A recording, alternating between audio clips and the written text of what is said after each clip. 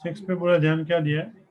A molecule of substance has a permanent electric dipole moment of magnitude 10 raised to minus 29 coulomb metre. एक molecule है जिसकी dipole moment ये है। A mole of this substance, a mole of this substance, मुझे बता सकते हो एक मोल में कितने मॉलिक्यूल आते हैं? 6.6 into 10 is 6 point 6.022 into 10 022 into 10⁻23, ठीक है। एक मॉलिक्यूल की डायपोल मोमेंट 10⁻⁻29 है, पर हमारे पास एक मोल है, तो टोटल डायपोल मोमेंट क्या होगी? तो डायपोल मोमेंट ऑफ सब्सटेंस, तो वो हो जाएगी तुम्हारी P is equal to 10⁻⁻29 into Avogadro number, जहाँ पे एवोगैड्रो नंबर की वैल्यू होती है 6.022 10⁻23। तो ये हो जाएगा 6.022 10⁻⁻6 कूलम मीटर। पता चला सबको? Everyone clear? Yes sir. उसके बाद क्या दिया है? By applying strong electrostatic field, electric field दी हुई है, यानी ई दिया है तुम्हें 10⁻6 वोल्ट पर metre. The direction of the field is suddenly change by angle 60 degree.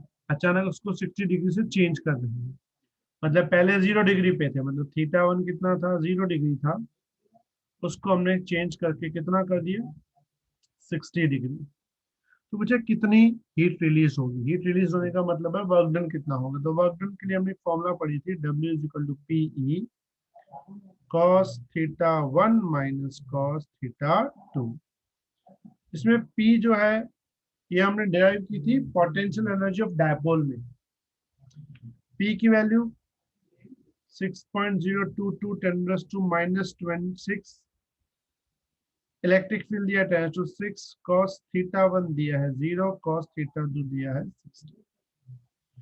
तो ये तो तुम्हें मिलेगा 6.022 10⁻⁻6 प्लस 6 कैंसल, cos 0 1 होता है, cos 60 1/2 होता है, 1 - 1/2 1/2, तो 6.022 इंटू 1/2, तो ये बन जाएगा 3.011। समझ में आया बेटा सबको बात? Everyone clear? Yes sir. लिख लो, Yes, sir. मैसेज करो, फास्ट लिख के मैसेज करो फटाफट।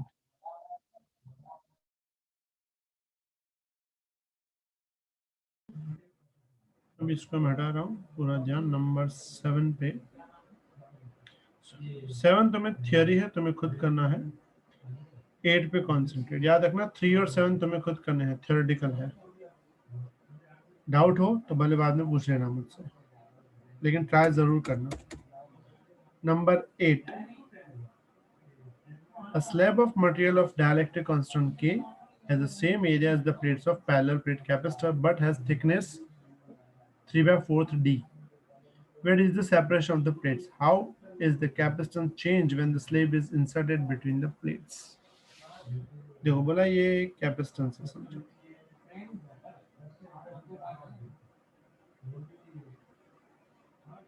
ठीक है, समझो इनके बीच का डिस्टेंस है D। तो हमने पढ़ा है इसका कैपेसिटेंस क्या होता है? C is equal to epsilon A by D। याद है सबको ये फॉर्मूला? Yes sir. लेकिन अब बोला हुआ है कैपेसिटेंस वही है,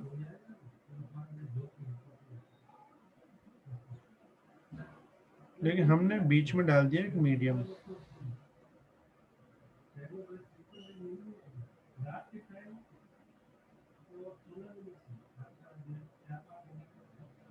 एक मीडियम डाल दिया है, लेकिन जो मीडियम हमने इसमें इंसर्ट किया है वो पूरा D नहीं है।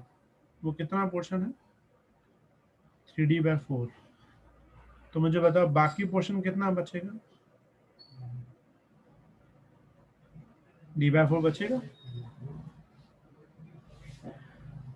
हमने पढ़ा है मीडियम डालने के बाद कैपेसिटेंस मल्टीप्लाई बाय K हो जाता है, लेकिन यहाँ पे पूरा मीडियम नहीं आया है, उसके दो पार्ट हो गए हैं। मतलब ये हुआ कि एक पार्ट तो ये बन जाएगा C1 और जो दूसरा पार्ट है ये बन जाएगा C2। हमें पहले दो कैपेसिटर फाइंड करने पड़ेंगे। सबसे पहले क्या फाइंड करेंगे? कैपेसिटेंस ऑफ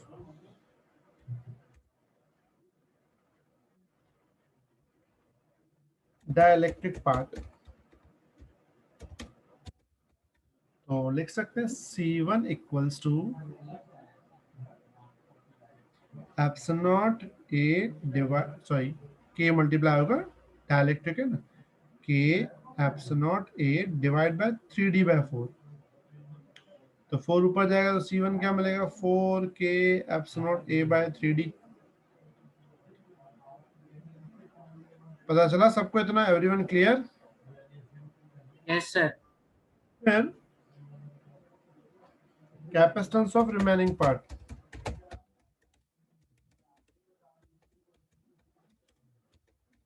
रिमेनिंग पार्ट में खाली डिस्टेंस चेंज हुआ है तो लिखेंगे C2 is equal to epsilon naught A upon D/4।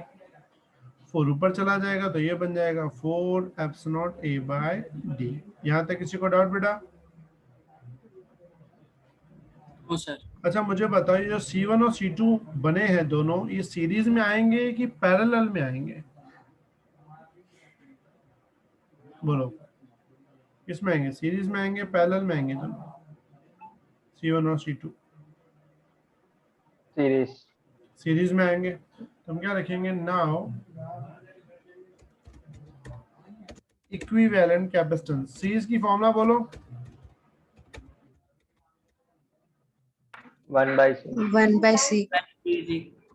Very good, it's 1/C। इसको C डैश बोलते हैं। 1/C dash is equal to 1/C1 plus 1/C2। C1 की वैल्यू डालते हैं 4K एप्सिलॉन नॉट A, ऊपर आ जाएगा 3D। C2 में आएगा 4 epsilon naught A by D। ठीक है, अच्छा कॉमन क्या आएगा? D upon 4 epsilon naught A। क्या बचेगा अंदर? 3/K plus 1। पता चला सबको? Everyone clear? किसी को डाउट बेटा यहाँ तक? अब बेटा समझ में आएगा सबको? Just answer yes Yes, sir. sir. अब हम इसको करेंगे रेसिप्रोकल। रेसिप्रोकल करेंगे तो क्या मिलेगा?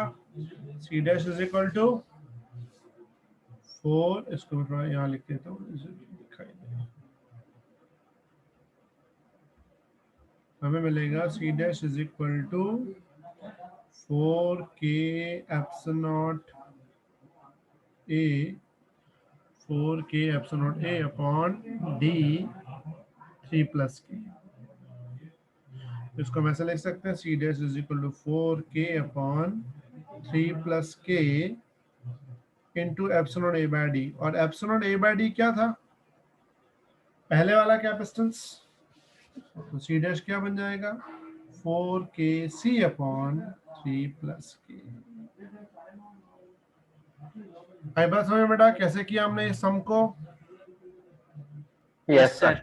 पहले हमने इंडिविजुअल कैपेसिटर है, फिर डाइलेक्ट्रिक डाला, तो डाइलेक्ट्रिक से दो पार्ट हो गए। एक डाइलेक्ट्रिक वाला पार्ट C1, दूसरा पार्ट C2, दोनों सीरीज में। सीरीज की फॉर्मूला लगाई, उसको सॉल्व किया। किसी को डाउट नहीं बेटा? Clear everyone?